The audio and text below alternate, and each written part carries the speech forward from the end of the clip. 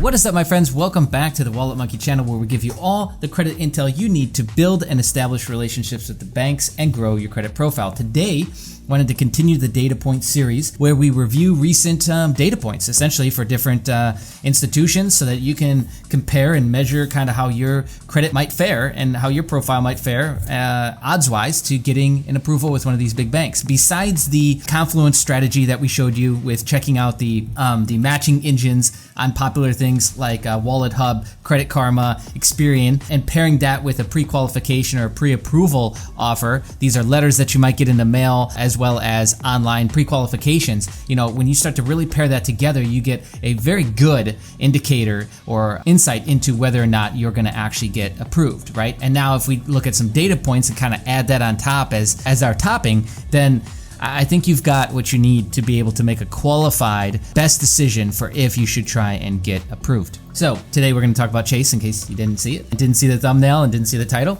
Chase has a 5x24 rule typically, which is 5 new accounts over 24 months. But understand, most banks also have this kind of like 7x24 month rule, which is 7 inquiries over 24 months. They don't like to see more than that. When you start to get, 9, 10, 11 inquiries, there's not a whole lot of banks that will really touch you. PNC Bank maybe, and now they bought out BBVA, so maybe you'll see, something change there, but there's not a whole lot of banks that would really even want to touch a credit profile that's got that many inquiries. So it's in your best interest to get those cleaned up first. But there are these little kind of backdoor ways to get into these ecosystems and get approved for cards. So we talked before about Amex and how they've got these co-branded cards that seem to have a different underwriting process, and they accept lower scores, 650s, 660s, which is way different than even during Corona times. The minimum was 700 credit score to get into their everyday Amex cards. The co-branded cards would let you in with a much lower score and a weaker profile overall. Like you could have a thin profile and still get away with it. Well, it appears that Chase has got a similar thing going on with its co-branded cards. The Hyatt cards, the United cards, etc.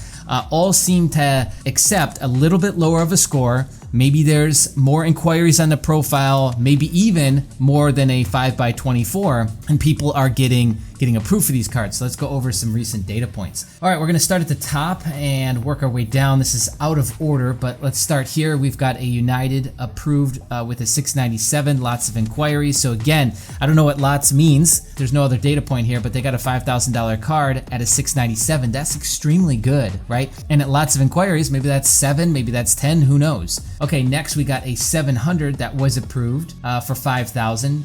First they were denied, called the recon number the next day and asked, hey, what's wrong with my credit profile? And they said, oh, okay, nope, approved.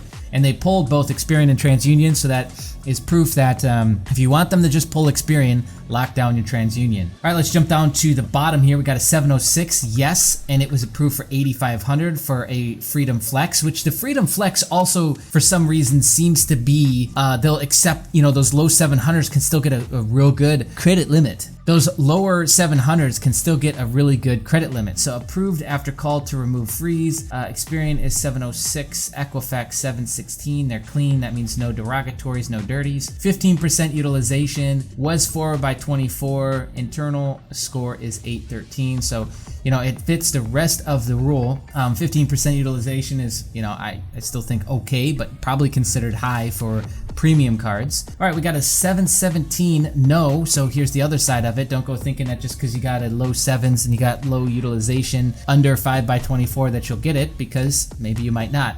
Might not have liked 3 high utilization cards. There you go. I bet if you had maybe over a 760 and maybe the utilization was high on some of the cards, maybe that would have done the trick. So it's such an unpredictable game that nobody can sit here and tell you definitively this will get it and this won't, right? All right, so let's jump back up to the top. By the way, I always like to add in yeses and nos, because you need to see why people were denied or not approved, right? Okay, so Experian, Equifax, yes, 770. So this is either, 2 different cards by maybe the same person. So they pulled Florida, 2 different bureaus, which is interesting. Experian, Equifax for Chase Inc., which I believe that was business, or it might have been business. 770, they got approved for 6,000. 770, they got approved for 15,700. No other details given. Got an 803 and an 810, and I think that's it. All right, so we got a Chase Freedom. 803, yes, approved for 6,000. Credit limit from 3,700. Card open for 8 months. 3 other cards open. I don't know if this means 3 other Chase cards open. 1,300, 9,000, 24,000. It's okay. They started with a 37 and credit limit increase to 6,000. Yeah, so that's like a 2x credit limit increase after 8 months. So he waited a little bit more than 6 months. 6 months is usually the standard for like asking for a credit limit increase, except for Discover. Discover requires 12 months. Not for a credit limit increase, but for an additional card. And they can actually, if you can get kind of sandboxed with Discover, and they might actually make you wait 12 months for CLI as well, which is strange. Okay, last one, Chase Freedom Unlimited out of California. Pulled Experian, which is what they predominantly pull. Approved yes, 810 for 7,000. So they got 810, FICO 9, 728. FICO 8, I have no clue why they put FICO 2, 711.